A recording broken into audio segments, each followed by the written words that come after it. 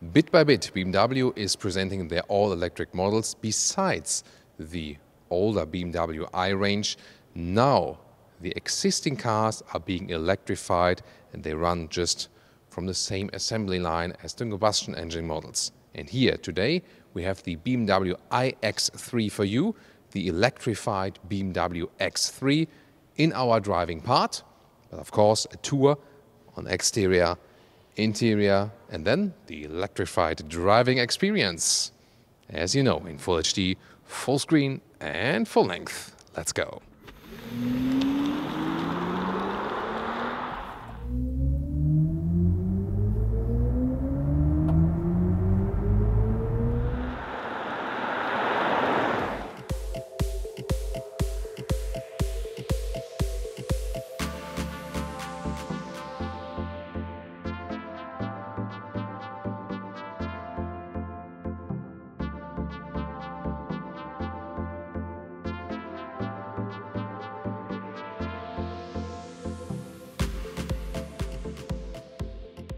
Sometimes it's strange as for the strategy of the automotive manufacturers.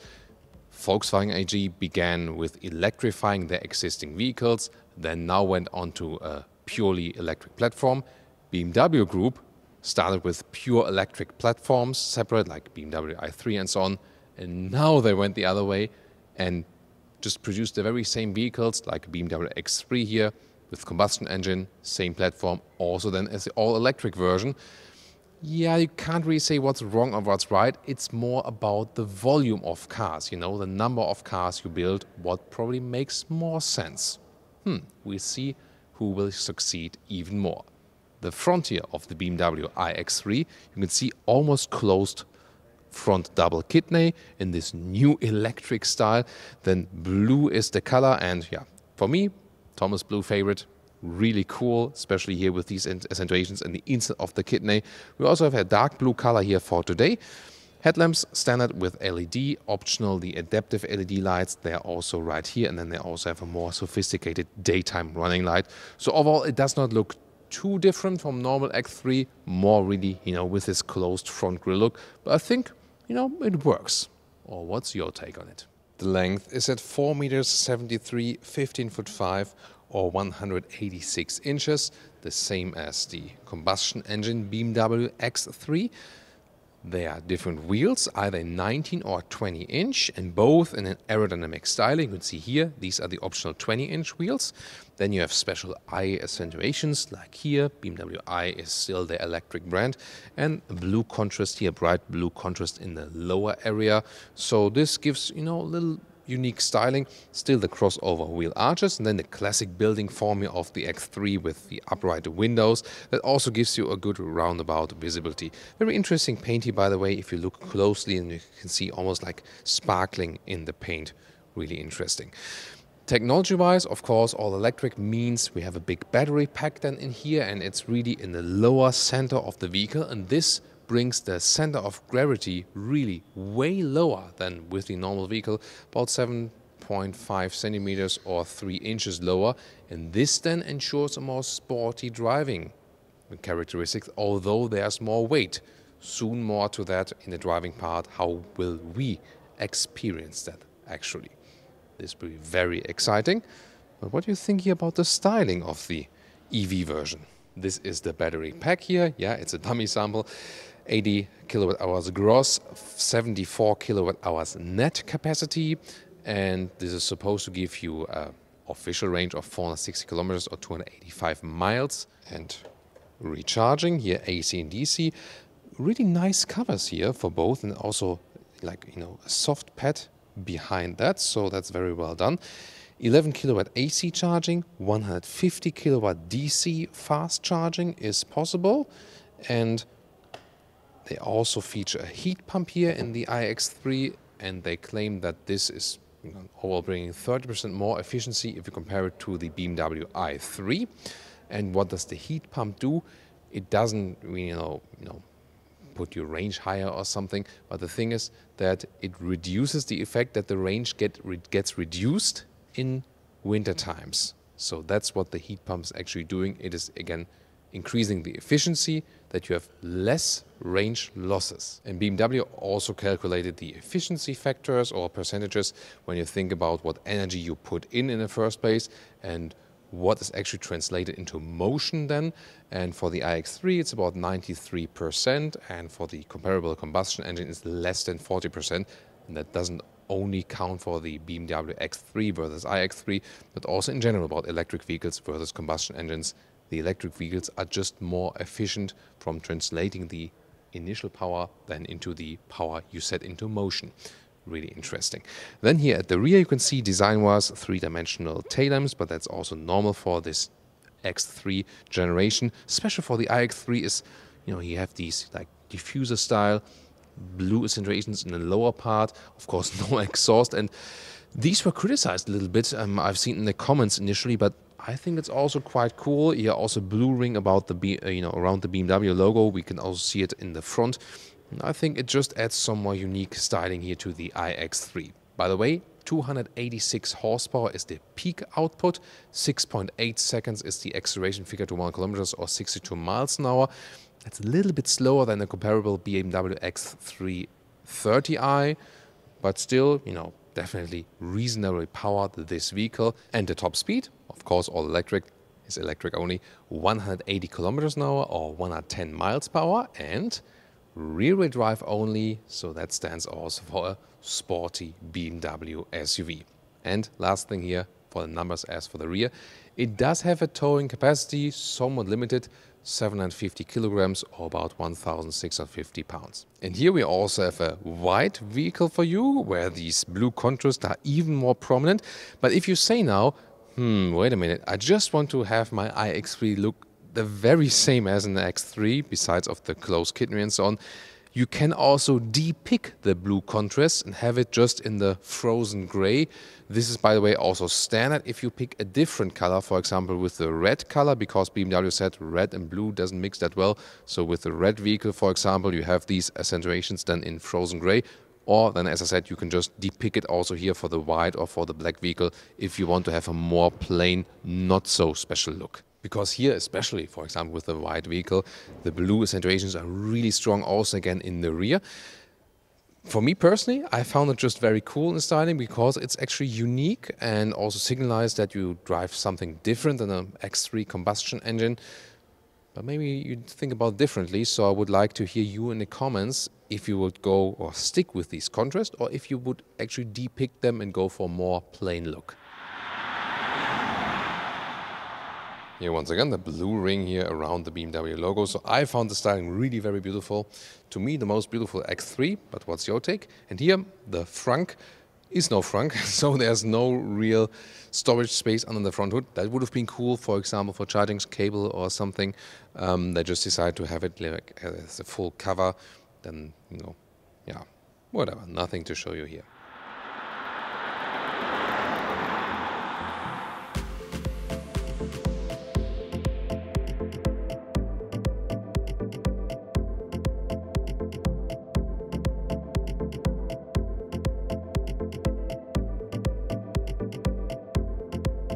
Then inside, let's check out the door closing sound.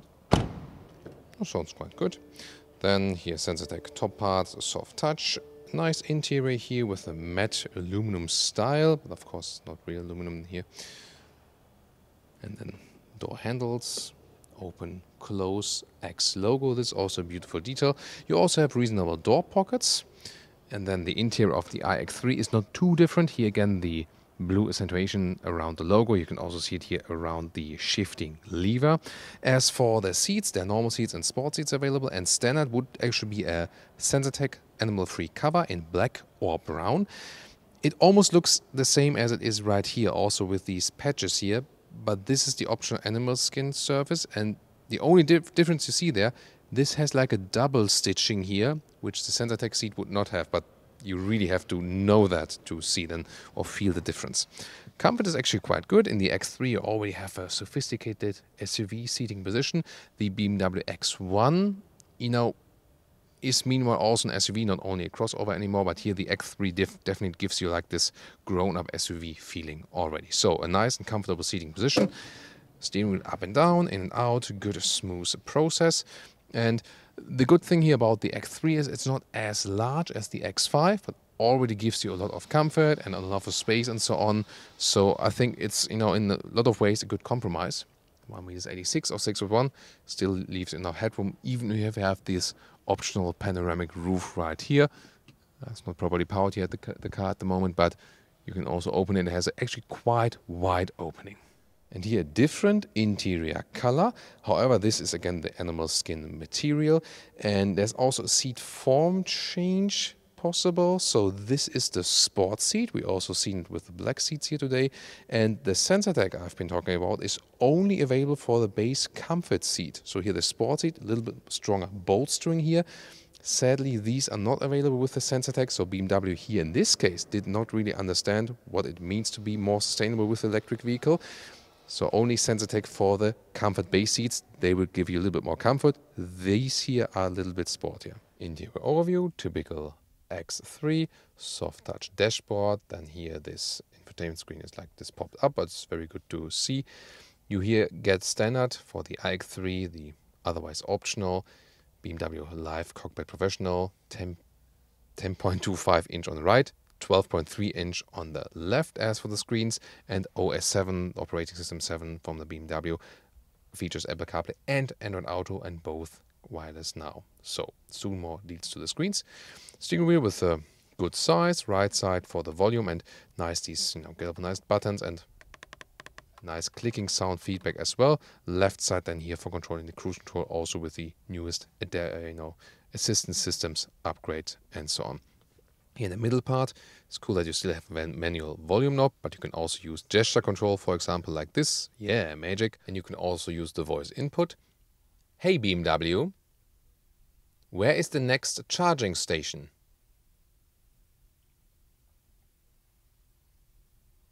Which one of the destinations shall I select? Yeah, oh, there's a charging station here. And also you can charge at BMW dealers. There's electric vehicle charging station. Yeah, so that already works quite well, especially with GPS input and so on. Then in the lower area here, still a manual volume knob, as I said here. Then also manual climate unit. This is easy to control while driving, so I really like this more old school setup here. Really also feels premium. iX3 logo in the lower part. Closed cover here, open it, and then have inductive charging pad for your phone and adaptive cup holders. Oh, and then there's here like this optional smoker's pack. I mean, when there's no smoke from the exhaust, then you need smoke inside, right? Yeah. So, and then here is interesting that you can go to a D mode or to a B mode then. So when the car is turned on, and in B mode there's then more recuperation happening. Other than that, you also have Sport, Comfort and Eco Pro mode for the throttle input and so on. You can control the touchscreen also with this central control knob. That's possible. And then there's this armrest, and it's quite well attached. And there's USB-C charging then underneath next to this cubby hole. And one more close-up here. What is my range would also be a voice command, for example, also suggesting what you can actually, say to the system. Then the GPS map also shows you some charging stations and reacts quite well. So nicely done as for that. Really responsive like this. And here in these car settings, for example, you can also have the independent climate unit, for example. It always comes with electric vehicles, or plan your charging and so on. Not sure how often this is then being used. The preheating, not sure what that was. Yeah, you can select the individual driver's profiles as well. Journey data, for example, will go more into depth when we drive the vehicle. And here the Apple CarPlay integration, like this, very well done. Android Auto now also available. And the sound system here, the optional Harman Kardon sound system. Wow, it's really cool, very rich sound. So yeah, can just recommend that here. And then you can always go back to the BMW menu. By the way, always interesting to see, you can also switch the recuperation here inside, and adaptive recuperation would mean that the car actually realizes what's happening on the outside. So just rolling when there's nothing in the front, but when there's a car in the front, or you approach a roundabout, you approach next traffic light, then there's more recuperation. So supposed to be the most efficient driving. And then you can also set the recuperation level for the D, for the drive mode, to high, medium or low. But I think it makes most sense to stick it here with the adaptive in the D mode and then switch to the B mode to the left if you want this, highest recuperation. But actually, like from all the experience BMW has, the adaptive mode supposed to be the best one. And when we start the vehicle here, the start-stop button is also in this nice blue color. And here the digital instruments, standard for the iX3 as I said. And now when I hit the start-stop button, listen to the sound, designed by Hans Zimmer. So this is the new electric startup sound. It will be the same for all BMW electric vehicles. And when you shut it off again, so it's like and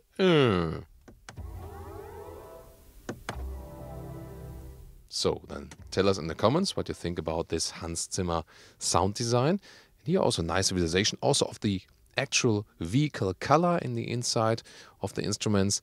And then we can see on the left side the speed, and on the right side here we have the power output, and then we can also see the recuperation meter and so on, and tell you more about that when we drive the vehicle.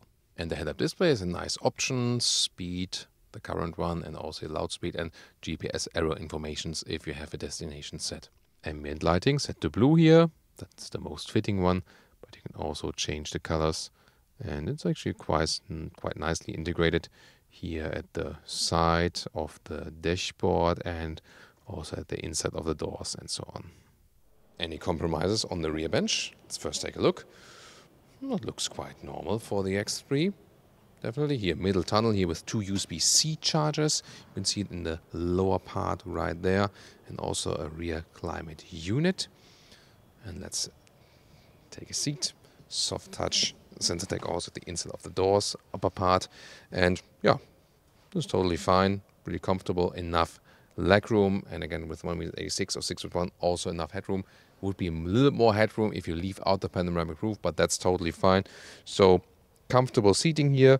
Then you can control here the back part of the seats a little bit with this lever here in the angle. You can also fold them directly from here. I mean, this is more for the angle, and this in the upper part to fold them directly. Isofix at the outside part. Then in the middle, yeah, I mean, you can also reasonably sit in the middle. Not the most comfortable one because the bolstering is a little bit stiffer right there. There is still somewhat a middle tunnel. This shows us that it's not like a primary electric vehicle platform, and they also sometimes do it then, for example, for stability reasons. But in this case, then also the X3 usually would be all-wheel drive. Then they also leave the middle tunnel here in this EV version, so they can, for example, use it for more battery storage and so on, or just for stability reasons. Then here, adaptive cup holders, some more cubby hole space, and you can also just fold this middle ski hatch if you like. As for the trunk, 510 up to 1,560 liters means hardly any compromise as for that. If you compare it with the combustion engine version, really square dimensions, very nicely done. This cover here is also not too bad, easy. So the only thing you lose, you don't have too much space here underneath. I think we can really live with that. Even loading sill, good quality and so on. And to fold the seats, you can also use the mechanism right here, left and right. Good solution, so a very well usable electric vehicle. Finally, something from the German premium manufacturers that is also not too big. Mid-size SUV or electric, this is something that the market will demand. Welcome to Thomas's Driving Lounge with the BMW iX3 all electric. Startup sound, yeah, I just want to show that to you one more time. Putting the lever in drive mode, and then we start all silent. Really cool. However, there's also an acoustic feedback when pushing the throttle. I'll show that to you very soon. Then we go to the sport mode, so best boost here with the rear wheel drive, and we accelerate out of the corner. See how agile this car is actually. Wow, that's awesome. Really cool. And you maybe also heard that sound. So when I'm in the sport mode, there's more acoustic feedback also. And this is supposed to give you a feeling of acceleration. So not only silent acceleration, but that you really have, some kind of a feeling of what's happening there actually. And we can also do a 0 to 100 kilometers now, or 0 to 60 miles an hour right here. And this is, again, so easy with the electric vehicles. I don't need a launch control or something. Just push the throttle all the way. Let's go.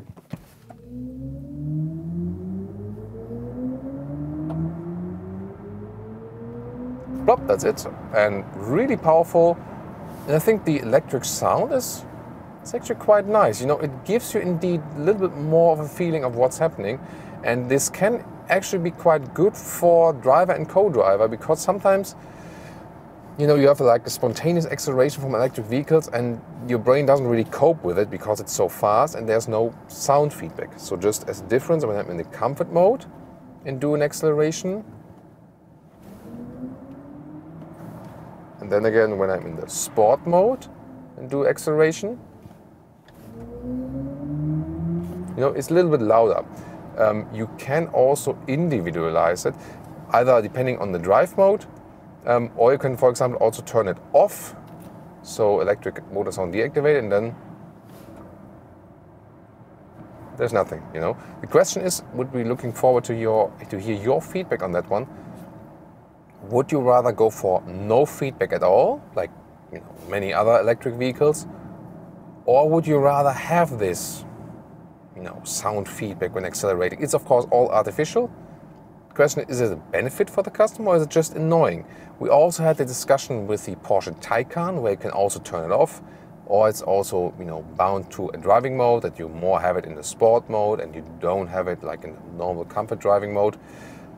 I'm not sure about it yet.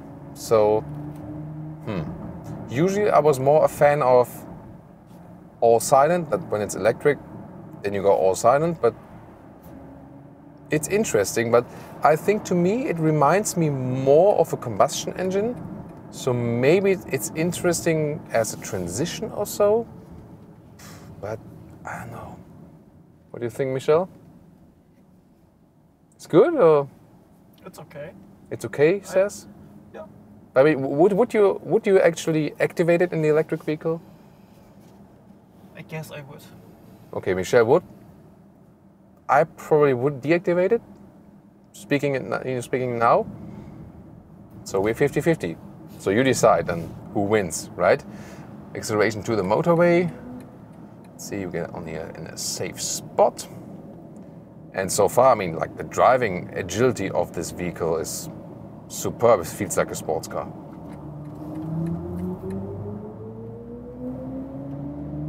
That's 120. Wow, really awesome. It's so much fun. It's definitely the most fun ride in a BMW X3 I ever had. I mean, not only the acceleration, just the 0 to 100 kilometer acceleration would be a little bit better in a 30i or something, but here it feels actually faster. And like the, you know, like 0 to 60 kilometers, this is then, for example, faster with the all-electric version, you know, like from the standstill, to compare like, you know, comparable power combustion engines. But also from the whole driving dynamics, indeed the center of gravity is lower with this vehicle, so the steering input is really good, and you feel the low center of, wow, it's really amazing. I can just stress that due to the low center of gravity, the car feels so sporty. It, like, from the sporty characteristics, it does not feel like a grown-up SUV anymore. It really rather feels like a sporty 3 Series sedan or so. That's really amazing. So the, you know, enormous additional weight due to this battery pack is not playing, you know, playing bad with the car or something. It really affects the car in a very, very positive way. And I mean, I even would have fun like to drive it on a racetrack now. This is, yeah, I'm totally flabbergasted what they've done here with the X3. So definitely, I can already tell you right now, if you have the charging infrastructure and if the price is somewhat okay, BMW wants to lower the prices also for the iX3 in comparison to the combustion engine models. Like, not cheaper than the combustion engine, but wants to, even out this, this price difference a little bit.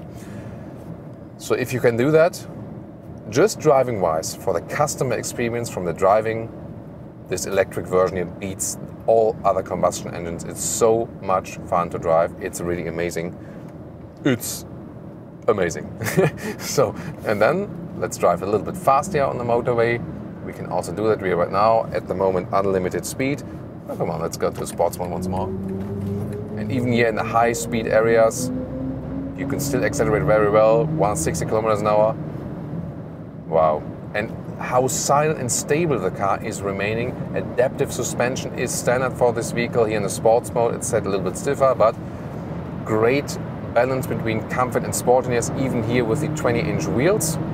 So 19-inch would be a little bit more comfortable, but 20-inch still work. Here at 170 kilometers an hour, we start to pick up a little bit of wind noise, but still, I mean, we're driving an SUV. It's an upright car, and it's super silent. Also here, high speed on the motorway.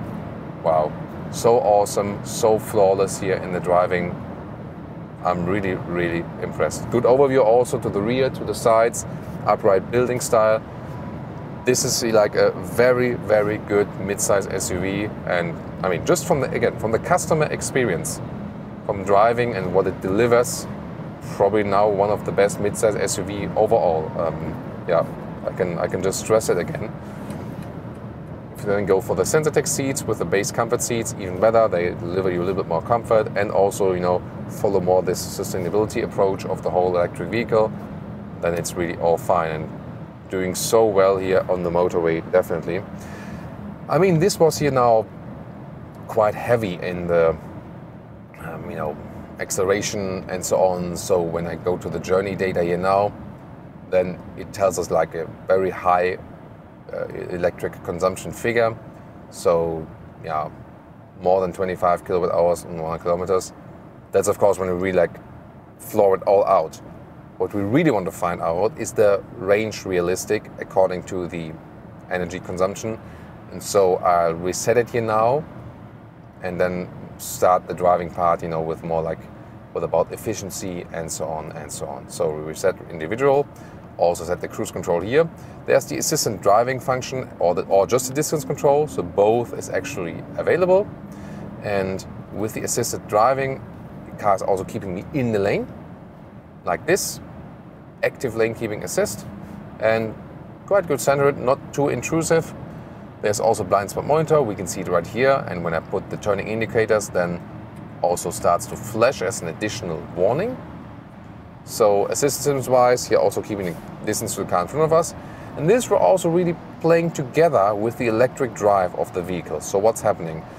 I'm at the moment in normal driving mode, and it's about the adaptive recuperation. This is standard for the vehicle. So when I'm just rolling, the car is not recuperating at all, using rolling energy, which is more efficient if you want to cover more distance.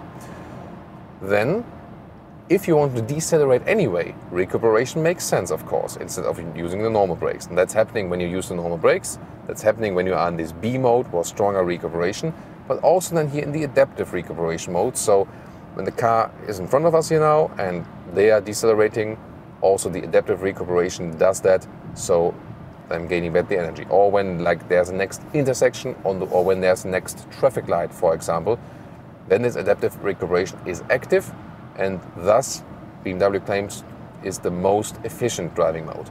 The B mode would be the mode you go in for when you want the one pedal feeling.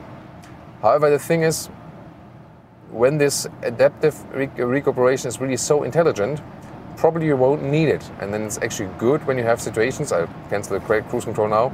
Let's just test it. So I'm running towards this truck, and indeed, strong recuperation without setting cruise control or something. So it works without GPS data, without cruise control and so on, no problem.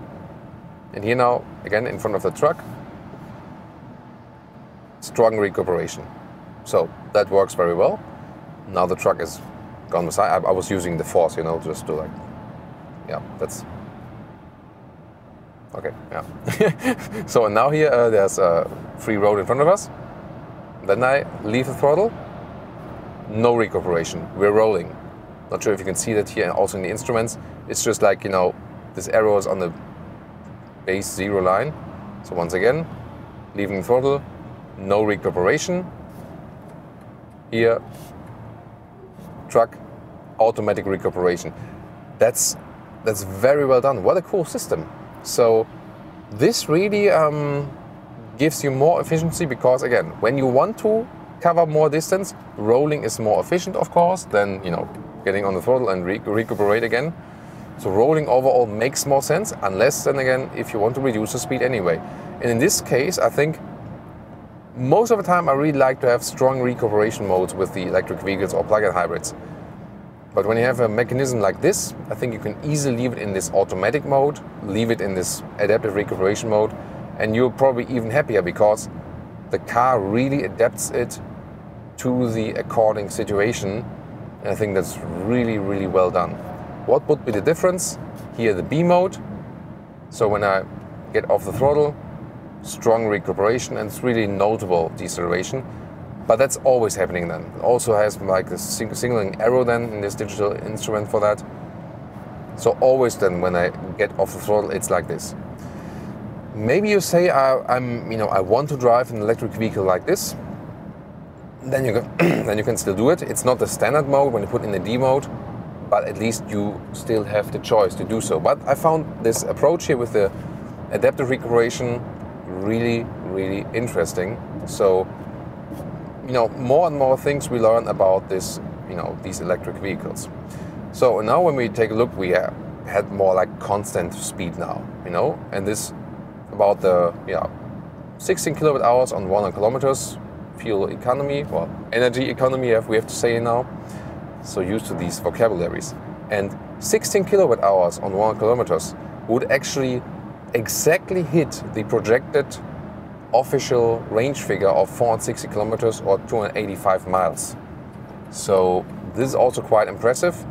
For a mid-size SUV, this is indeed quite efficient. We can even bring it a little bit down. I mean, like 1 or 20 kilometers an hour is not like the ideal best fuel economy test for an electric vehicle.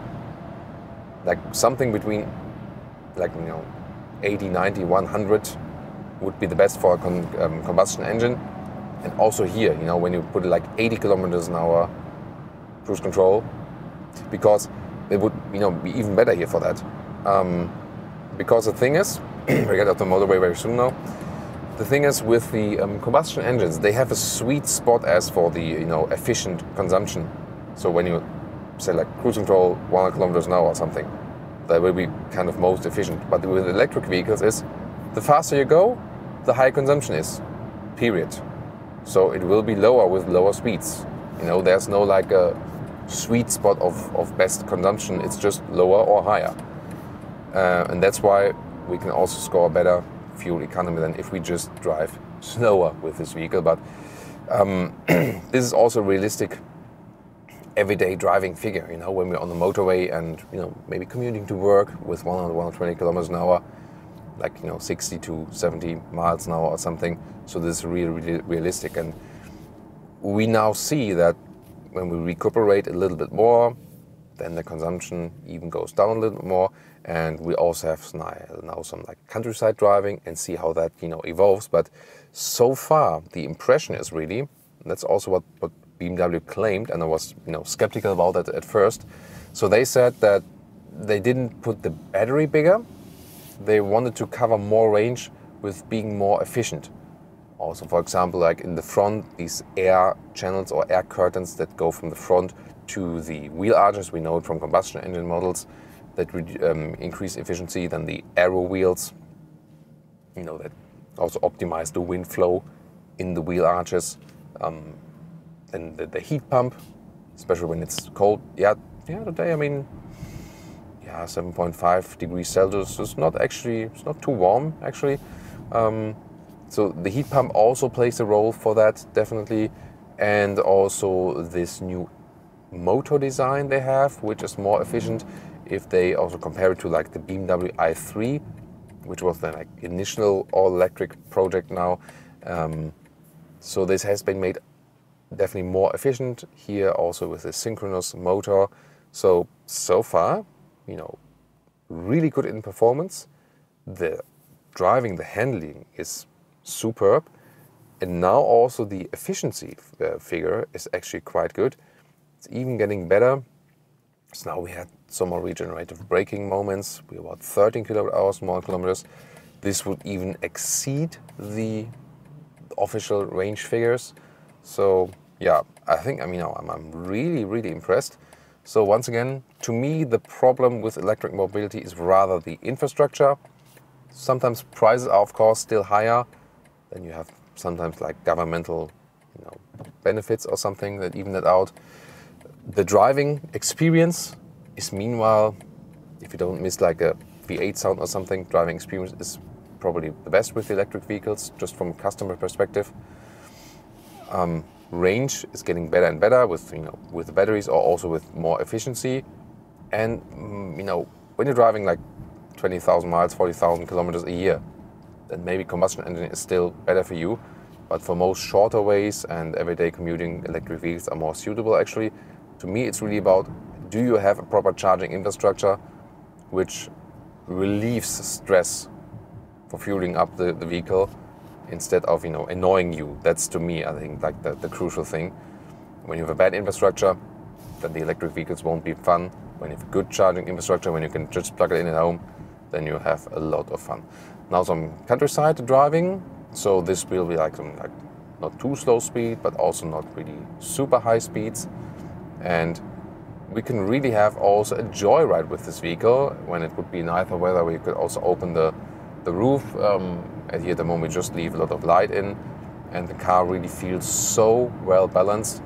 And indeed, the experience we have had now for quite some time, that the electric vehicles are really more fun to drive, and the added weight is something which is rather an asset to the vehicle, gives more stability on the road, actually puts the center of gravity lower, told you about that initially, and makes the car even more agile in the corners. Here again, direct response from the steering and so on.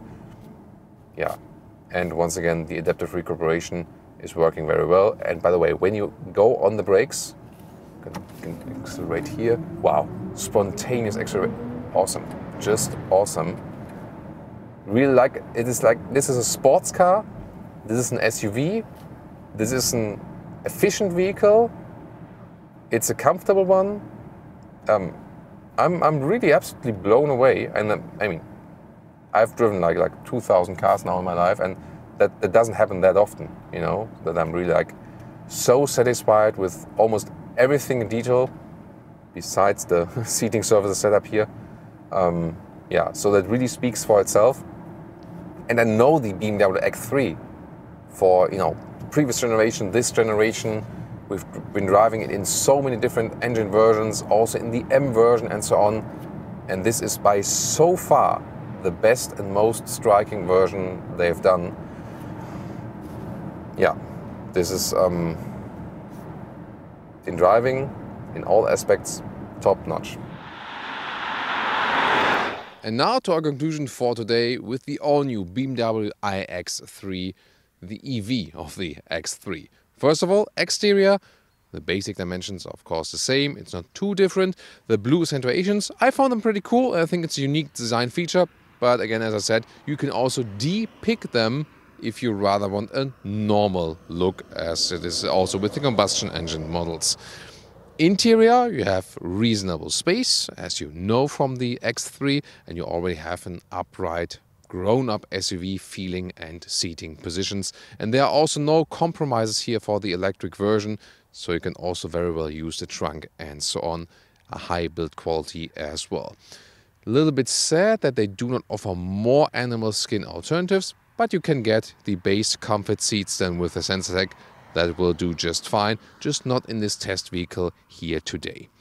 And also then the Sensatec both in black and also in this brown color.